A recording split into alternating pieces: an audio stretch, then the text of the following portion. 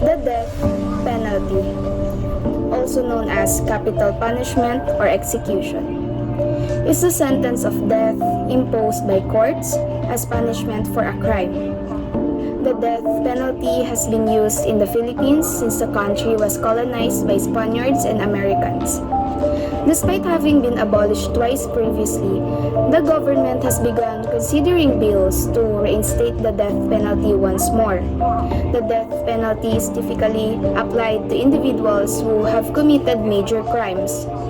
However, even innocent people can be executed at times. This violates people's rights. Human rights are important. So, for our P1 examination, me and my group conducted a survey using Google Forms to gather 20 responses to 20 students in St. Jude College. The survey have a question about what is your take about the reviving of death penalty? Are you in favor or not? Why? We received different answers and beliefs in our respondents. As we reviewed their answers, we found that 12 out of 20 respondents are not in favor for reviving death penalty because the Philippines justice system is unfair and unjust against people. And 6 out of 20 is in favor for reviving death penalty. They want to avoid and lessen heinous crimes in our country.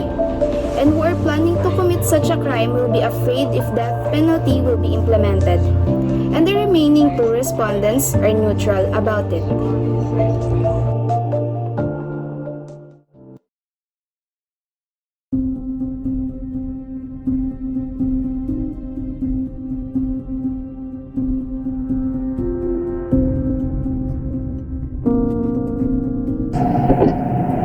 We are not in favor for reviving death penalty. I'm not into death penalty mainly because death penalty is often used into a disproportional manner against the poor, minorities, and members of racial, ethnic, political, and religious groups.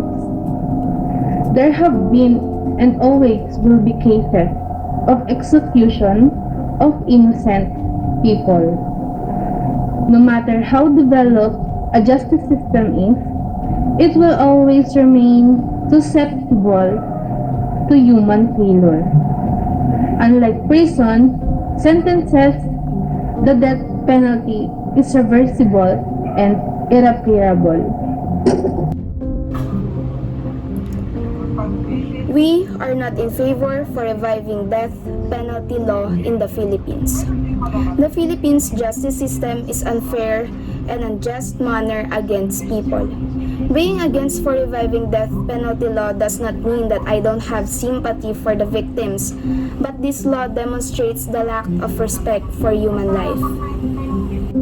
We are not in favor for reviving death penalty because the justice system of the Philippines is not well developed. Others says, justice is only for the rich and it can be used against the poor, minorities, and other people who are at the bottom of our society. That's why it's not suitable in the Philippines to have death penalty. Innocent people can end up being killed and executed for the crime they didn't commit. Other than that, death penalty is very inhumane.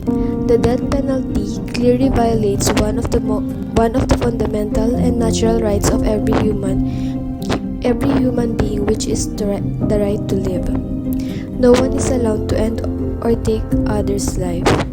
A sin cannot be corrected by another sin. You cannot achieve justice by killing, and besides, death penalty does not deter crime, therefore it is useless and very dangerous for all.